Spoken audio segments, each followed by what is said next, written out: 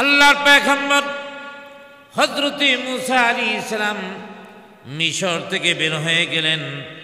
চলতে চলতে চলতে চলতে মিশর থেকে বের হয়ে এমন এক এলাকায় চলে গেলেন যে দেশের প্রেসিডেন্ট হলো হযরতে শুআইব আলাইহিস সালাম।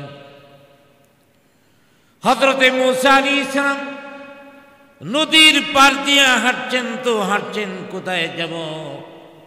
নতুন এক দেশ, যেখানে আমার পরিচিত কেউ নাই, যেখানে আমার পরিচিত কোনো মানুষ নাই, কারো কাছ থেকে সহযোগিতা নিব এমনও পাচ্ছি না, কোনো মানুষও পাচ্ছি না। নদীর পার দিয়ে হাঁটতেছেন তো হাঁটতেছেন, এক সময় ক্লান্ত হয়ে নদীর পাড়ের মধ্যে বসে গেলেন। নদীর পাড়ে যখন বসে গেলেন, তিনি দেখতে পেলেন একটা ফল নদীর পাড় দিয়ে পানি দিয়ে ভেসে যাচ্ছে। হযরতে মুসা আলাইহিস সালাম চিন্তা করলেন, আমার পেটের মধ্যে ক্ষুধা, অতএব এই ফলটা যদি আমি ভক্ষণ করি ক্ষুধা নিবারণ হবে। তিনি ফলটাকে উঠালেন, এই ফলটাকে তিনি ভক্ষণ করলেন। সাথে সাথে মনে হয়ে গেল, আরে কি কাজ করলাম, সর্বনাশ, এটা কোন কাজ করলাম? একটা ফল নদী থেকে উঠিয়ে আমি খেয়ে ফেললাম। এই ফলটার মালিক তো আমি না, কে মালিক তাও তো আমি জানি না। মালিকের অনুমতি ছাড়া এই ফলটা আমি ভক্ষণ করেছি, অতএব আমি মারাত্মক গুনাহ করেছি। যতক্ষণ পর্যন্ত এই ফলের মালিক থেকে আমি মাপ না চাইব, ক্ষমা না নিব, যতক্ষণ পর্যন্ত তার কাছে মাপ না চাইব আর সে মাপ না দিবে, ততক্ষণ পর্যন্ত আমার উপায় নাই। সামান্য একটু চিন্তা করেন, একটা ফল পানি দিয়া ভেসে যাচ্ছে, এই ফুলটা খাওয়ার জন্যে আল্লাহর পয়গম্বর মুসা আলাইহিস সালাম নিজেকে অপরাধী বানিয়ে নিয়েছে। আল্লাহর কাছে দোয়া করতেছে, আল্লাহ কি সর্বনাশ করে ফেলেছি, এই ফলটা তো খাওয়ার আমার প্রয়োজন ছিল না, এই ফলটা আমার খাওয়ার কোনো অধিকার ছিল না। হযরতে মুসা আলাইহিস সালাম চিন্তা করলেন, কিভাবে ফলের মালিককে খুঁজে বের করা যায়। আমার ভাইয়েরা, আজকে ফল দূরের কথা, একজন মানুষ ক্ষুধার্তও না, সব দিক থেকে স্বাভাবিক আছে, এরপরেও যদি 500 টাকার একটা নোট রাস্তার মধ্যে পায়, তাহলে খুব কম লোকই আছে যারা টাকাটা পায়া বলবে 500 টাকা পাওয়া গেছে। ঠিক কিনা জোরে বলেন? খুব কম লোক বলবে, অধিকাংশই পকেটে রেখে দিবে। হ্যাঁ, ভালো মানুষ যারা, ইমানদার যারা, তারা অবশ্যই এলান করবে। হ্যাঁ, আমাদের দেশেও এলান করে 2 টাকার নোট যদি পায়, আরে বাবা কত বড় ইমানদার, 2 টাকার নোট পাইছে, এটা খুব ঘোষণা করতেছে 2 টাকা পাওয়া গেছে। 2 টাকা ঘোষণা করলেই কি না করলেই কি, 2 টাকা দিয়ে বর্তমানে বাংলাদেশে একটা পানও পাওয়া যায় না, একটা চকলেটও পাওয়া যায় না। আমার ভাইয়েরা, নবীদের অবস্থা দেখেন কেমন, বা ইমানদারদের অবস্থা এমনই। নদী থেকে ফল খাইছে, বাইশা আইসা পড়ছে, এটা তো মালিকের না এখন, এরপরও মালিকের অনুমতি ছাড়া খাইছে। হযরতে মুসা আলাইহিস সালাম চিন্তা করলেন, স্রোত উল্টা দিক থেকে আসে, স্রোতের তালে তালেই তো যে জিনিস ভেসে থাকে সেই জিনিস যায়, অর্থাৎ যে জিনিস থেকে ফলটা ভেসে এসেছে, অতএব ওই দিকেই আমার মালিক খুঁজতে হবে। ওই দিকেই খোঁজাখুঁজি শুরু হয়ে গেল। আমার ভাইরা, যে ধরনের ফলটা খেয়েছে, এইভাবে হাঁটতে হাঁটতে হাঁটতে হাঁটতে কয়েকদিন হাঁটার পরে যায় বাগান একটা পেয়েছে, নদীর পাড়ে বাগান। এই বাগান থেকে অনেক ফলই পুইরা নদীতে ভেসে যাচ্ছে। তাও মুসা আলাইহিস সালাম চিন্তা করলেন, ফল ভেসে যাচ্ছে, মালিকে পায় না তো কি হয়েছে, কিন্তু আমি তো এটার মধ্যে ধরার অধিকার রাখি না, খাওয়ার অধিকার রাখি না, মালিকের কাছ থেকে আমার মাপ চাইতে হবে। লোকদের জিজ্ঞাসা করলেন, এই বাগানের মালিককে? তখন বললেন, এই বাগানের মালিক একজন ভালো মানুষ, আল্লাহর নবী শুআইব আলাইহিস সালাম। কারণ ওই এলাকায় শুআইব আলাইহিস সালামকে সবাই চেনে, তিনি আল্লাহর নবী। আর মুসা আলাইহিস সালাম গেছেন নতুন, এখনো কেউ তাকে চিনে না। মুসা আলাইহিস সালাম চিন্তা করলেন যেহেতু আল্লাহর নবী, তাহলে মাপটা সহজে পাওয়া যাইব। উনি গেছেন, জয়া বলতেছেন আপনার নাম কি? শুআইব আলাইহিস সালাম। হ্যাঁ আমার নাম শুআইব। তো তোমাকে চিনতেছি না, তুমি কোন জায়গা থেকে এসেছো, তোমার বাড়ি কোথায়? তিনি পরিচয় দিলেন, আমার নাম মুসা, আমি মিশর থেকে এসেছি। তখনও কিন্তু নবুয়ত পায় নাই, মিশর থেকে এসেছি, পালিয়ে এসেছি। তো আমার কাছে কি মনে করে? আপনার কাছে একটা জিনিসের জন্য এসেছি। ওই নদীর পাড়ে ফল, নদীতে ফল ভেসে যাচ্ছিল, আপনার বাগানের ফল আমি খেয়ে ফেলেছি। এখন তো আপনার অনুমতি ছাড়া ফল খেয়ে ফেলেছি, আমারে দয়া করে মাফ করে দেন। শুআইব আলাইহিস সালাম মনে মনে কয়, একটা ফল নদীতে ভেসে যাচ্ছে, এইটা খাওয়ার জন্যে সে নিজের অপরাধী মনে করে আবার মাপ চাওয়ার লেগে আসছে। সাধারণ লোক না, এটাও অনেক খাস লোক, আল্লাহর প্রিয় লোক, এটারে সারণ যায় না। এবার শুআইব আলাইহিস সালাম চোখ গরম করে বলাইছে, রাখার জন্য তো একটা সিস্টেম লাগবে। চোখ গরম করে বলতেছে, হ্যাঁ আমার বাগানের ফল নদীতে যাবে, সাগরে যাবে, যেখানে যাবে যাবে, অসুবিধা কি? তুমি খাওয়ার কে? তুমি খাইলা কেন? তুমি খায়া ঠিক করো নাই। কই আমার মাফ করে দেন। না, এত সহজে মাফ করা যাবে না। কি করতে হবে? কই 12 বছর আমার রাখালি করতে হবে। 12 বছর কি করতে হবে? রাখালি করতে হবে, তারপরে চিন্তা করো। কই 12 বছর রাখালি করলে মাফ করে দিবেন তো? কই মাফ করার জন্য চিন্তা করবো, আগে রাখালি করো। যাক, 12 বছর পর্যন্ত রাখালি করছে। শুআইব আলাইহিস সালাম জানে ওরে যতই কঠিন শর্ত দিই সে যাবে না। 12 বছর অতিক্রম হওয়ার পরে এবার শুআইব আলাইহিস সালামের কাছে আসছে মুসা আলাইহিস সালাম, এখন তো আমি মুক্ত, এখন আমি মুক্ত, আমারে দয়া করে ছেড়ে দেন। কে বলছে তুমি মুক্ত? তোমারে মাফ করে দিব, এত সহজ নাকি? একটা কাজ মাত্র করছো, তবে আরেকটা কাজ আছে, এটা যদি করো তাইলে আমি আসলেই মাফ করে দেব। আল্লাহর পয়গম্বর মুসা আলাইহিস সালাম মনে মনে চিন্তা করেন, কোন বিপদের মধ্যে পড়ে গেলাম। একটা ফল নদী থেকে খাওয়ার কারণে 12টা বছর পর্যন্ত রাখালি করলাম, এখনো পর্যন্ত ক্ষমা পাইলাম না। আবার বলতেছে আর একটা কাজ করতে হবে, আল্লাহ জানে আরো কত বছর থাকতে হয়। এবার মুসা আলাইহিস সালাম বললেন, ঠিক আছে বলেন কি কাজ করতে হবে।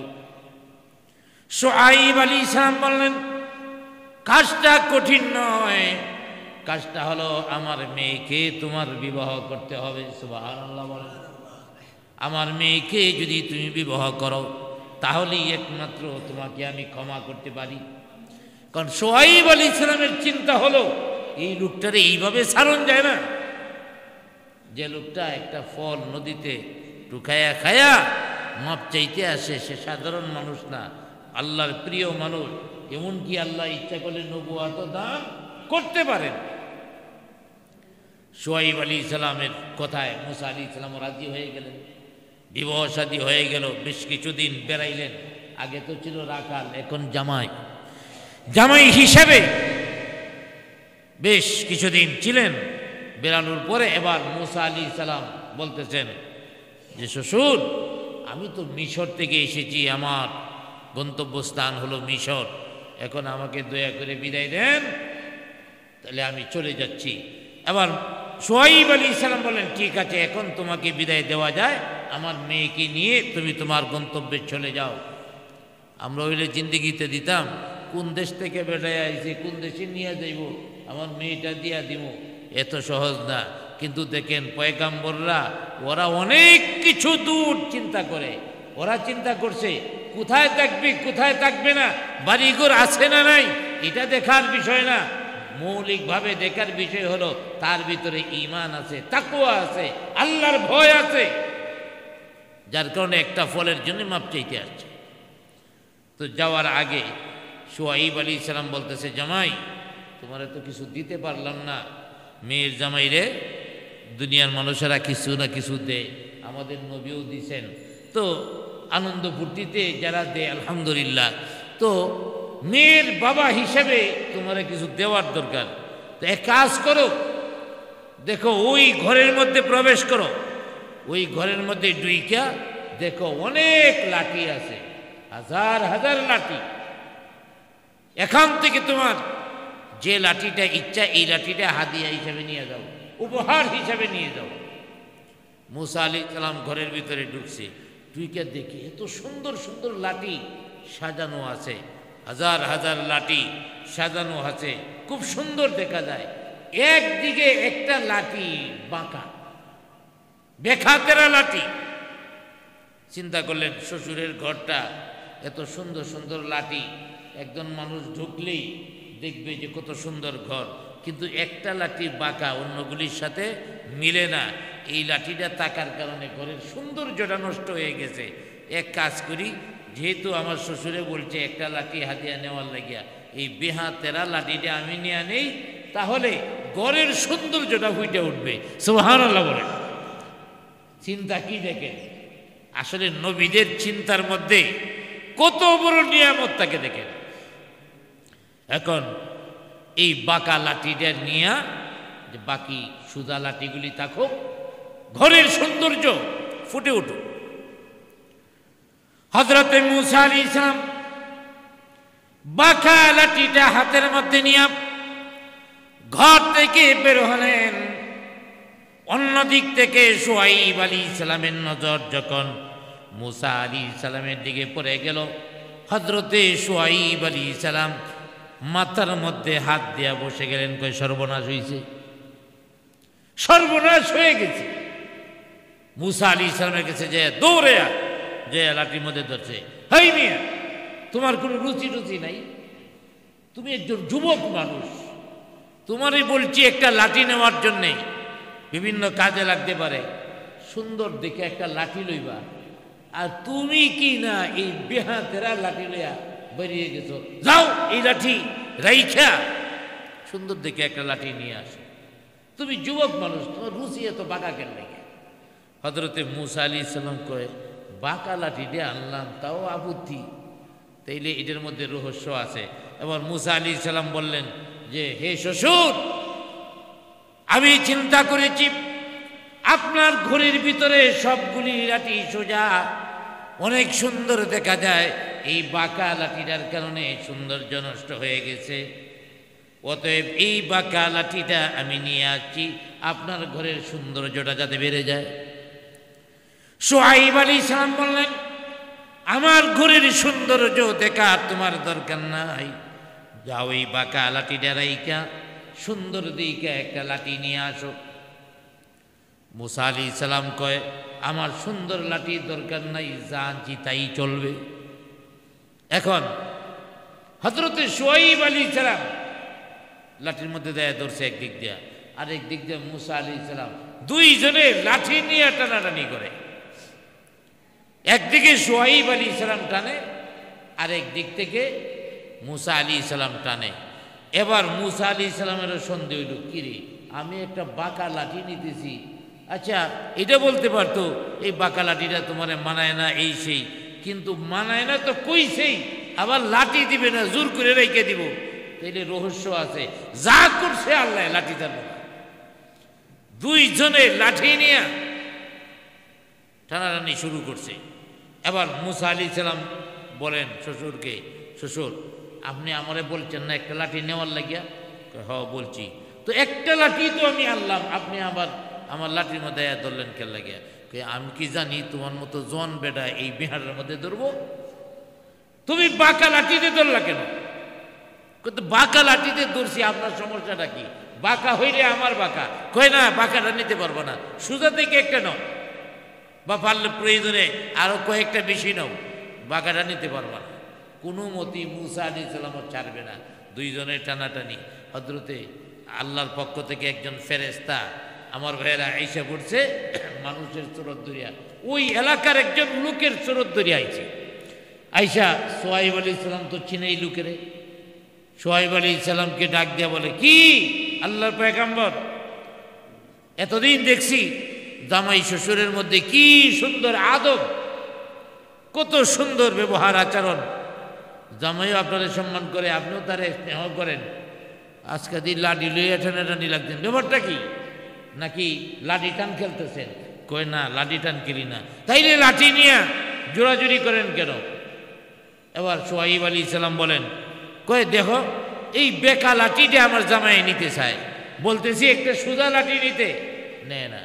এবার ওই লোকে বলতেছে, কি জামাই একটা সুজা লাঠি নেওয়ার জন্য বলতেছে, যে তুমি নিলে অসুবিধাটা কি? মুসা আলাইহিস সালাম বললেন, দেখেন আপনি তো এই এলাকার, আমাকে বলছে যে লাঠিটা পছন্দ হয় এই লাঠিটা নেওয়ার, আমার বাঁকাটাই পছন্দ হয়েছে, বাঁকাটাই আমি নিব, উনি আমারে দেয় না। এবার বলে, হে নবী সোহাইব, তো বাঁকাটা যদি হের পছন্দ হয় তোমার সমস্যাটা কি? কয় আমার সমস্যা আছে। সমস্যা কি? কয় বলা দেব না, লাঠি দিব না এটা। এখন ওই এলাকার লোকে কয়, আচ্ছা ঠিক আছে, তাইলে আমি একটা পরীক্ষা দিই, পরীক্ষাতে যে পাশ করে সে লাঠির মালিক হয়ে যাবে।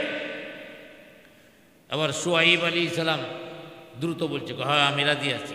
মুসা আলাইহিস সালামের অতএব এখন যদি পাওয়া যায় পাইল, আর দ্বিতীয় নাম্বার হইল বিচারটা যে করবো, ওই বিচারটা তো এই এলাকার লোকে করবে, তাহলে এলাকার লোকেরা এলাকার প্রতি একটু টান থাকে, অতএব আমারে দিয়ে দিতে পারে। মুসা আলাইহিস সালাম চিন্তা করলেন, বিচার যদি হয় লাঠি তো আমি পাবো না, কারণ এই এলাকার লোক সোহাইবের পক্ষেই রায় দিবে, আর লাঠি তো আমি এটা কোনো ক্রমেই ছাড়বো না। এখন মুসা আলাইহিস সালাম বিচার মানতে গেলে চিন্তা করলেন লাঠি হারানোর সম্ভাবনা আছে, এরপরেও বিচার না মানাও এটা ঠিক না, অতএব বিচার মানতে হবে। মুসা আলাইহিস সালাম শেষ পর্যন্ত মানলেন, ঠিক আছে বিচার মানব। আবার ভাইরা, আল্লাহর পক্ষ থেকে আসা ফেরেশতা ডাক দিয়ে বললেন, হ্যাঁ সোহাইব এবং মুসা, দুইজনের মাঝখানে আমি লাঠিটা রাখবো, যাকে আমি বলবো লাঠিটা টান দাও সে টান দিবে, লাঠিটা যদি হাতের মধ্যে উঠাতে পারে সে ওই মালিক হয়ে যাবে। মুসা আলাইহিস সালাম কয়, এমন বিচার তো জিন্দিগিতে উনি নাই, লাঠি মাটিত রাখবে, যে ওই উঠাইতে পারে ওই মালিক, উঠাইতে তো আমিও পারবো, আমার শ্বশুরও পারবে, যারে আগে বলে হেউই আগে উঠাবে, অতএব হেউই মালিক হয়ে যাবে, এটা তো কোনো বিচার হইতে পারে না। তারপরেও ভিন্ন এলাকার না মাইনে উপায় নেই। আবার সোহাইব আলাইহিস সালাম কয়, হ্যাঁ আমি মানছি, কারণ উনি তো মানবই বিচারক এলাকার। যাক, ওই লোকে বলল, ঠিক আছে আমি লাঠি রাখবো, যাকে বলি উঠাইতে সে উঠাবে, যদি উঠাইতে পারে হে মালিক হয়ে যাবে। লাঠি মাঝখানে রাখা হলো, হযরতে সোহাইব আলাইহিস সালাম, মুসা আলাইহিস সালাম দুইজনকেই প্রস্তুত করা হলো। এবার ওই এলাকার লোকটা ডাক দিয়া বলল, হে সোহাইব, প্রথম তোমার পালা। মুসা আলাইহিস সালাম কই, যেটা ভাবছিলাম ওইটি হয়েছে। হযরতে সোহাইব আলাইহিস সালাম হাত দিবে, লাঠি উঠাবে, লাঠির মালিক হয়ে যাবে। কিন্তু হযরতে মুসা আলাইহিস সালাম মনটা খুব খারাপ, দাঁড়িয়ে আছেন। হযরতে সোহাইব আলাইহিস সালাম ওয়ার্ডার পাইয়া দেরি নয়, তিনি লাঠিটা উঠানোর জন্য চেষ্টা করছে, টান দিচ্ছে, স্বাভাবিকভাবে ওঠে না, আরো জোর কাটায় ওঠে না, আরো জোর কাটায় ওঠে না। এইভাবে শরীরের সমস্ত জোর কাটাইতে অনেকক্ষণ চলে গেছে, তার শরীর থেকে গাম বের হচ্ছে, এরপরও লাঠি মাটি থেকে উঠে না। সুবহানাল্লাহ বলে। মুসা আলাইহিস সালাম মনে মনে কয়, এটা কোন কেরামতি, তাইলে মনে হয় আল্লাহ আমার কথা শুনছে, কারণ আমি তো প্রকৃত মালিক, আল্লাহ আমারে উড়ানোর শক্তিটা দিও। আবার মুসা আলাইহিস সালামের পালা। হযরতে মুসা আলাইহিস সালাম যাইয়া যখন লাঠিটার মধ্যে ধরলেন, ধরা লাগে নাই, হাতটা বাড়ানোর সাথে সাথে চুম্বকের মতো লাঠিটা মুসা আলাইহিস সালামের হাতের মধ্যে এসে যায়। হযরতে মুসা আলাইহিস সালাম লাঠি নিলেন, শুআয়ব আলাইহিস সালামের মনটা খারাপ, এবার জামাইয়ের বিদায় হয়ে যাবে। মূসা আলাইহিস সালাম আল্লাহর পয়গম্বর ডাক দিয়া বলেন, হে শুআয়ব আলাইহিস সালাম, এখন আপনার কাছ থেকে একটা সত্য কথা শুনতে চাই। এতক্ষণ পর্যন্ত লাঠি নিয়া টানাটানি যাই হলো, যাই করলাম, একটা সত্য কথা আপনার কাছ থেকে জানতে চাই। আপনি আল্লাহর পয়গম্বর, আল্লাহর নবী, একটা সত্য কথা আমাকে বলবেন। হযরত শুআয়ব আলাইহিস সালাম বললেন, ঠিক আছে বলো। মূসা আলাইহিস সালাম বললেন, আপনার ঘরের মধ্যে এতগুলি লাঠি, একটা বাঁকা লাঠি আমি ধরলাম। আমার উদ্দেশ্য ছিল আপনার ঘরের সৌন্দর্যটা বাড়ুক, কিন্তু আপনি এই লাঠিটা দিতে চান নাই। আমাকে আপনি লাঠিটা দিবেন না, বারবার জোর করেছেন, লাঠি ধরে রেখেছেন। আপনার কাছ থেকে জানতে চাই এই লাঠিটা আসলে কোন লাঠি, যে কারণে আপনি এই লাঠিটা ছাড়তে চান না। শুআয়ব আলাইহিস সালাম বলেন, ও মূসা, এই লাঠিটা সাধারণ লাঠি নয়। তুমি যদি আবার সবগুলি লাঠি নিয়ে যাও, একটা বারের মতো আমি একটু শব্দ করতাম না। কিন্তু এই লাঠিটা সাধারণ লাঠি নয়, এই লাঠি ছিল জান্নাতে। এই লাঠি আল্লাহ পাক দিয়েছেন আদম আলাইহিস সালামকে। আদম আলাইহিস সালাম জান্নাত থেকে যে কয়টা জিনিস নিয়ে এসেছেন, এর মধ্যে একটা জিনিস হলো এই লাঠি। সুবহানাল্লাহ। বাঁকা লাঠি, কিন্তু এই লাঠির দাম অনেক বেশি। বাঁকা এই জন্যই, বাঁকা না হইলে তো কবি চুরি হয়ে যেত। সব লাঠি চুরি হয়, এইটা চুরি হয় না, এটা কেউ নেয় না। অথচ এটি সবচেয়ে বড় দামি লাঠি। মূসা আলাইহিস সালাম মনে মনে কয়, শ্বশুর, আমিও মনে মনে এমন একটা কিছু ভাবছিলাম যে এটা সাধারণ লাঠি হবে না। অতএব আপনি যত বেশি আমাকে দিতে নিষেধ করেন, আমি তত বেশি এটার প্রতি আগ্রহী হই, যে বাঁকা হয় হোক, লাঠি এইটাই নেই। যাক, হযরতে মূসা আলাইহিস সালাম চলে গেলেন। লম্বা ঘটনা তাফসীরের মধ্যে আসছে।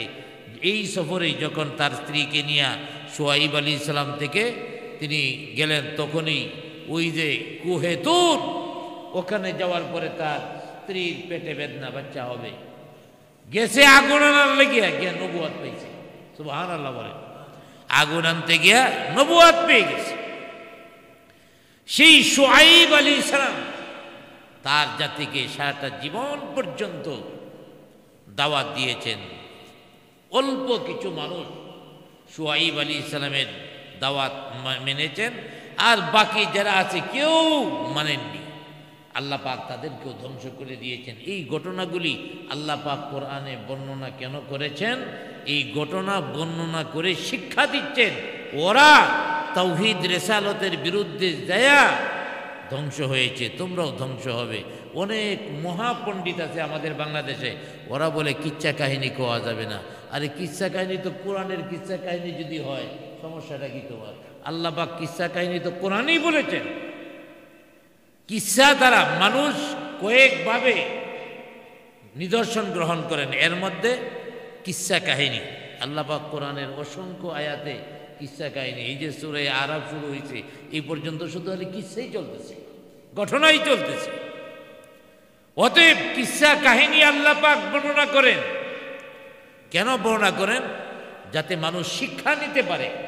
এগুলি ওয়াজ, শিক্ষা নিতে পারেন, এই জন্য আল্লাহ পাক কিচ্ছা কাহিনী বর্ণনা করেন। অতএব কিচ্ছা কাহিনী দ্বারা মানুষ সহজে কি হয়, ঈমান আনে। এমনকি আমাদের নবীর কাছে আইসা সাহাবায়ে কেরাম বলে, হুজুর, কত মানুষ কত কিচ্ছা কয়, আপনি যদি একটা কিচ্ছা কইতেন।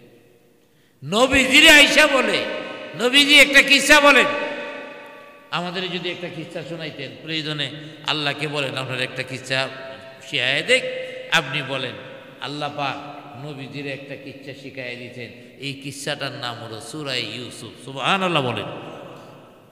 কিচ্ছার বিরুদ্ধে বলো, কিছু রেডিমেড মুফাসসির বেরিয়েছে, ওরা কথায় কথায় কিচ্ছা কাহিনী বলা যাবে না, কিচ্ছা কাহিনী বলা যাবে না। আর ওরাই করে কি, কিচ্ছা কাহিনী বলে না, ওরা তাফসিরের নামে ইন্ডিয়ান শিল্পীদের গান গায়। যত পৃথিবীর বিখ্যাত বিখ্যাত শিল্পী আছে, এই শিল্পীদের গান নকল করিয়া গান গায়, তাফসীর করে। একটা জিনিস চিন্তা করেন, একটা গান যেটা আমাদের দেশের না, এদের সুরটা কত কঠিন। এক নাম্বার শব্দগুলি কঠিন, ওই শব্দগুলি উচ্চারণ মুখস্থ করতে হয়। দ্বিতীয় নাম্বার এই টানটা আনতে হয়, একটা টান আনার জন্য কয় হাজার বার রিহার্সাল করতে হয়। তাইলে তুই কোরআন হাদিস বাদ দিয়া গানের রিহার্সাল করো, আর আশ্চর্য কিসসা কাহিনী বলা যাবে না। গানের রিহার্সাল করে, নাটকের রিহার্সাল করে। আল্লাহ পাক এই ধরনের ফাহেসা মুফাসসির থেকে দেশকে মুক্ত করুক। ইন্ডিয়ার গান আর বিভিন্ন দেশের গান, বাংলাদেশের সিনেমার গান গাওয়ার লাগিয়া এই কোরআন শরীফ বুঝাইতে হইব গান গায়া। কোরআন শরীফের ভিতরে অনেক কিছু আছে, গানের দরকার পড়বে না। আল্লাহ রাব্বুল আলামিন আমাদেরকে এই সমস্ত ফাহেসা গান থেকে হেফাজত করুক এবং কোরআনের পিছনে মেহনত যেন আমরা করতে পারি, আল্লাহ কবুল করুক। কোরআনের পিছনে মেহনত করেন, অন্য কিছুর পিছনে মেহনত করবেন কেন? গানের পিছনে মেহনত কেন? এই গানের পিছনে যে মেহনত করছেন, যে সময় আপনি তারাইছেন, এই সময়ে কোরআন শরীফ কত পরিমাণ পড়তে পারতেন, আল্লাহর কাছে সওয়াব কত বেশি পাইতেন।